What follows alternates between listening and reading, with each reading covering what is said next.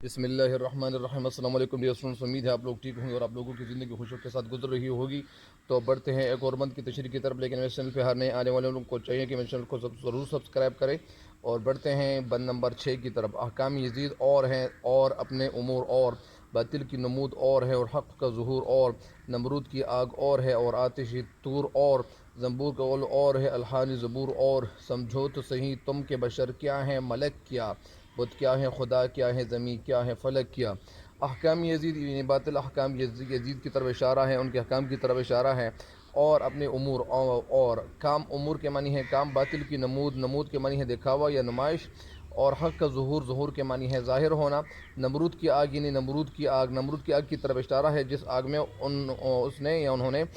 حضرت ابراہیم علیہ السلام کو ڈالا تھا۔ اور ہے اور آتش طور اور آتشی طور، آتش کے معنی آگ ہے، یہاں طور یعنی وہ آگ جو حضرت موسیٰ علیہ السلام کو آگ کی طرح دکھائی دیا تھا، ورنہ وہ تو آگ نہیں تھا، وہ تو کرشمہ تھا اللہ تعالیٰ کا۔ زنبور کا قول اور زنبور یعنی بھڑی کو کہتے اور ہے الحان زبور اور یعنی زبور وہ اس کی طرف اشارہ ہے مکی کی طرف یا بھڑی کی طرف، کہ جو وہ جس طرح وہ جو ان کی جو آوازیں ہوتی ہیں تو وہ آوازیں یعنی شہد کی مکی کی طرف اشارہ ہے، ان کی جو آوازیں ہوتی ہیں تو وہ آوازیں، ان آوازوں میں بھی ایک سرور ہوتا ہے۔ اور الحان زبور یعنی جب حضرت سلیمان علیہ السلام کے والد حضرت داؤد علیہ السلام جس طرح زبور کی تلاوت فرماتے تھے تو اسی طرح ان میں اور ان میں فرق ہے۔ سمجھو تو صحیح تم کے بشر کیا ہے، بشر کے معنی ہے مخلوق، ملک کے معنی ہے فرشتہ، بت کیا ہے، خدا کیا ہے، زمین کیا ہے، فلک کیا، فلک کے معنی آسمان ہے۔ احکام یزید یعنی اس بند کے آغاز میں یعنی احکام یزید یعنی یہاں ہمارے عقائد و نظریات۔ حضرت امیر معاویہ رضی اللہ عنہ کا بیٹا یزید ایک بگڑا ہوا شراب کا رسی اور بد کردار حکمران تھا۔ وہ شاعر اس شعر میں کہنا یہ اس بند میں کہنا یہ چاہتے ہیں کہ وہ یزید یعنی امیر معاویہ کا بیٹا، امیر معاویہ رضی اللہ عنہ کا بیٹا ایک یزید یعنی بگڑا ہوا تھا اور شراب کا رسی بھی تھا، بد کردار بھی تھا اور حکمران تھا۔ وہ احکام شرعی کا پابند نہیں تھا اور احکام شرعی کے مطابق زندگی نہیں گزار رہا تھا، اس لیے حضرت علی اکبر رضی اللہ عنہ کہتے ہیں کہ یزید کے احکام اور ہے اور ان کے معاملات بالکل مختلف ہیں، ان کی زندگی جو طرز زندگی ہے وہ ہم سے بالکل مختلف ہے۔ ہم جس طرح زندگی گزار رہے ہیں ان کی جو زندگی ہے وہ اور ہماری زندگی میں زمین آسمان کا فرق ہے۔ یزید باطل قوتوں کا مظہر ہے، یزید باطل قوتوں پہ یعنی یقین رکھتا ہے، باطل قوتوں کا مظہر ہے۔ ان کی جو حکمرانی ہے تو وہ باطل حکومت کی ان سے یعنی باطل قوتیں ہمیں نظر آ رہی ہیں۔ ان کی جو حکمرانی ہے تو وہ حکمرانی اچھی نہیں ہے، اس میں ہمیں اسلام کا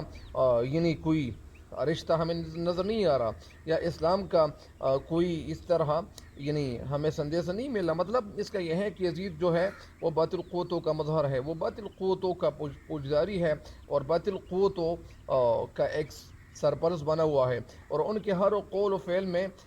فعل سے احکام الہی کی پاسداری ظاہر ہوتی ہے۔ یعنی وہ جو قول فعل جس طرح ان کے ہیں یعنی زمین آسمان کا فرق ہے، وہ کرتا کچھ ہے اور دیکھتا کچھ ہے، کہتا کچھ ہے، یعنی وہ کچھ ایک کہتا ہے اور کرتا ان کا یعنی وہ مختلف ہے۔ اسی وجہ سے یزید اسی طرح سے کہتا ہے کہ حضرت ابراہیم علیہ السلام، پھر آتے ہیں نمرود کی آگ اور ہے اور آتشی طور اور تو پھر آتے ہیں حضرت ابراہیم علیہ السلام کے والد آزر، وہ بت تراش بھی تھے، بت پرست بھی تھے۔ حضرت ابراہیم علیہ السلام نے ہوش سنبھالتے ہی پھر کیا تھا یعنی بتوں کے خلاف وعظ کرنا شروع کیا تھا، اور پھر انہیں باتوں میں اپنے والد کو سمجھانے کی کوشش کرتے تھے۔ اس وقت کے بادشاہ نمرود نے بتوں کے خلاف باتیں کرنے پر حضرت ابراہیم علیہ السلام کو آگ میں ڈالنے کی یعنی سزا دینے کا عندیہ بھی دیا، اور انہوں نے سزا دینے کی یعنی انہوں نے سزا سنائی۔ پھر کیا ہوا، حضرت ابراہیم علیہ السلام کو جب آگ میں ڈالا گیا تھا تو حضرت نمرود کی آگ اور ہے اور آتشی طور اور یعنی نمرود کی جو آگ تھی تو ان کی یعنی وہ حضرت ابراہیم علیہ السلام کے لیے تیار کی گئی تھی، تو اس آگ میں اور آتشی طور یعنی جو آتش وہ طور یعنی وہ طور یعنی کوہ طور کے مقام پہ جو آگ دکھائی دیا تھا وہ اصل میں وہ آگ نہیں تھا، وہ ایک کرشمہ تھا اللہ تعالیٰ کا۔ اسی وجہ سے اس وقت یعنی حضرت موسیٰ علیہ السلام کو کیا مل رہی تھی، پیغمبری مل رہی تھی۔ اسی طرح حضرت ابراہیم علیہ السلام نے پھر آگے کیا کہتے ہیں، پھر آگے کہتے ہیں کہ چنانچہ بہت بڑی بات کی طرف انہیں اشارہ کرتے ہوئے کہتے ہیں کہ پھر کیا کیا تھا کہ ابراہیم علیہ السلام کو اس آگ میں پھینکا گیا تھا، لیکن اللہ تعالیٰ کی قدرت کا کرنا کیا تھا کہ وہ آگ جو ہو گئی تھی تو وہ حضرت ابراہیم علیہ السلام کو نہ جلا سکا، کیونکہ اللہ تعالیٰ کے حکم سے وہ آگ حضرت ابراہیم علیہ السلام کے لیے ایک ٹھنڈی آگ ثابت ہو گئی تھی، اور سلامتی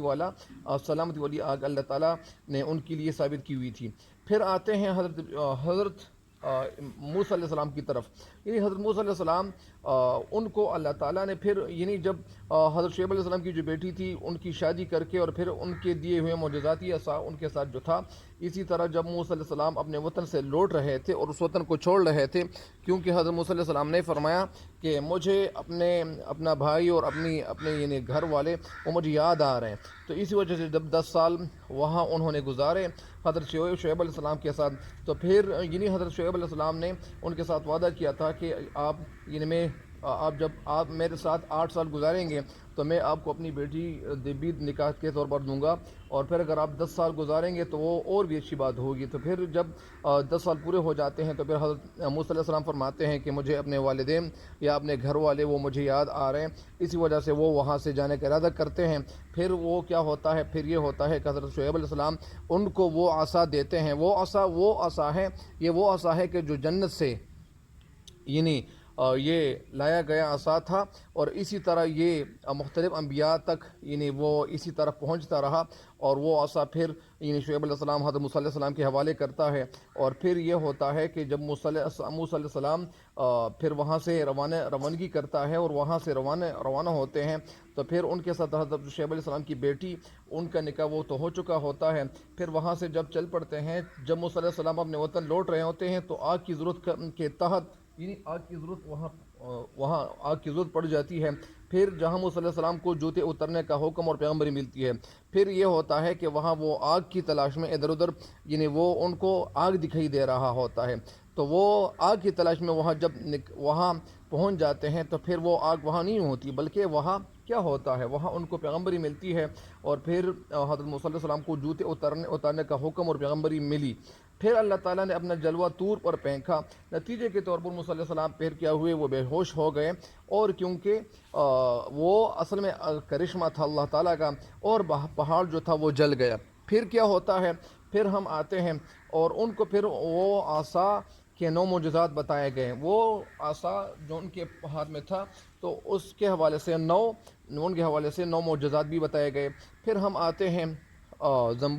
پھر ہم آتے نمرود کی آگ اور ہے، اور آتشی نمرود، اور پھر ہم آتے ہیں رفتہ رفتہ علی اکبر رضی اللہ عنہ فرماتے ہیں، نے فرمایا کہ اگر ایک جگہ بہت سی بڑی ہے، اسی طرح ہم آتے ہیں زنبور کا غول اور ہے، زنبور کا غول یعنی جو شور ہوتا ہے، اور ہے الحان زبور، اور پھر ہم آتے ہیں حضرت علی اکبر رضی اللہ عنہ کی طرف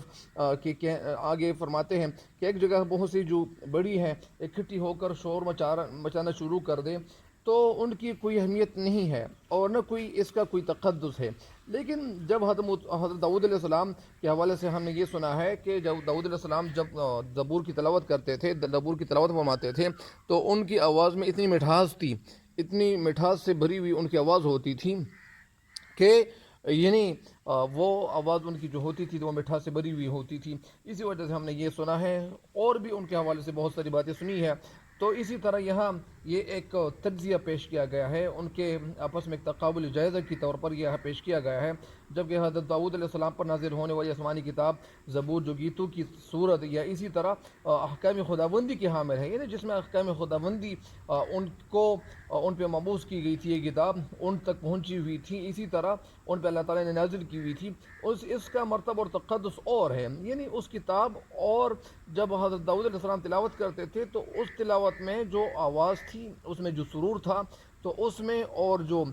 بڑی جس طرح ان کی جو آوازیں ہوتی ہیں تو اس میں بھی زمین آسمان کا فرق ہے۔ ابھی آتے ہیں سمجھو تو صحیح تم کہ بشر کیا ہے ملک کیا۔ ہم آگے آتے ہیں کہ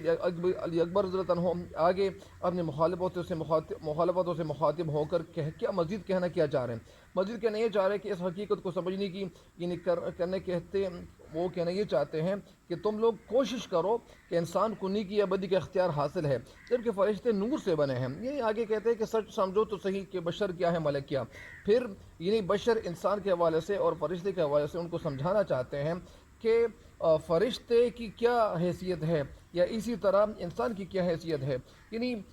کوشش کرو کہ انسان کو نیکی یا بدی کرنے کا اختیار حاصل ہے، جبکہ فرشتے نور سے بنے انسان نور سے بنے ہیں اور وہ غلط کام کر نہیں سکتے۔ وہ انسان نہیں ہے لیکن وہ فرشتے ہیں اور وہ کوئی غلط کام کر نہیں سکتے۔ ذرا سمجھنے کی کوشش تو کرو کہ بت کیا ہے، خدا کیا ہے، زمین کیا ہے، فلک کیا۔ پھر آگے کہتے ہیں کہ سمجھنے کی کوشش تو کرو کہ فرشتے اور انسان میں کیا فرق ہے۔ پھر انسان اور فرشتے کا فرق ان کو سمجھایا جاتا ہے کہ انسان کو تو اللہ تعالیٰ نے عبادت کے لیے بھی پیدا کیا ہے، فرشتوں کو بھی اللہ تعالیٰ نے عبادت کے لیے پیدا کیا ہوا ہے، لیکن فرشتے تو اللہ کے نور سے بنے ہوئے ہیں۔ اسی طرح کسی انسان کو بھی کہنا نہیں چاہیے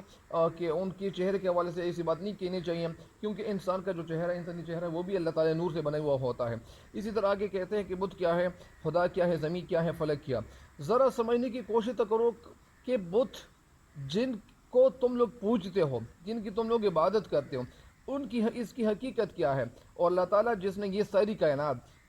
جس نے یہ ساری دنیا تخلیق کی ہے، یہ ساری کائنات اللہ تعالیٰ کے فضل و کرم سے یہ بنی ہوئی ہے، جو 6 دن اور 6 راتوں میں جو اللہ تعالیٰ نے یہ کائنات تخلیق کی ہے، تو وہ زمین اور آسمان کا نور ہے۔ اللہ تعالیٰ اس کے حوالے اللہ تعالیٰ کے حوالے سے کہتے ہیں کہ وہ زمین اور آسمان کا نور ہے، آسمانوں کا نور ہے۔ زمین جس پہ ہم رہ رہے ہیں، ہم زندگی گزار رہے ہیں، اور جس پہ ہم اپنی زندگی کے دن گزار رہے ہیں، تو ان کی حقیقت کیا ہے۔ اور آسمان جس نے ہمارے سر پہ سایہ کیا ہوا ہے، یعنی وہ آسمان جو ہمارے اوپر ہے، اس پہ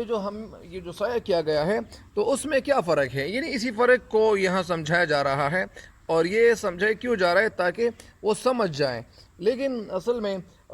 سمجھنے سے تو وہ لوگ قاصر تھے، اسی وجہ سے یہی بتایا جا رہا ہے کہ آسمان جس نے ہمارے سر پہ سایہ کیا ہوا ہے، اس کی اصلیت کیا ہے، یعنی بت کیا ہے، بت کی کیا حیثیت ہے۔ بت وہ ہے جس کی لوگ عبادت کرتے ہیں۔ خدا کیا ہے، تو اصل خدا تو ہمیں اللہ کی عبادت کرنی چاہیے، بت کی تو نہیں کرنی چاہیے۔ زمین کیا ہے، فلک کیا ہے، تو اسی وجہ سے یہ زمین اللہ تعالیٰ نے پیدا کی ہے، اور اس لیے پیدا کی ہے کہ ہم اس میں یعنی بہت سارے فصلوں کو اگائیں گے، اور اس سے ہمیں پھل اور بہت سارے فائدے ہمیں حاصل ہوں گے۔ بہرحال اس سارے بند کی تشریح ہو چکی ہے، مجھے امید ہے کہ اب اس بند کی تشریح سے فائدہ ضرور اٹھائیں گے۔ تب تک کے لیے اجازت چاہتا ہوں، اللہ نگہبان۔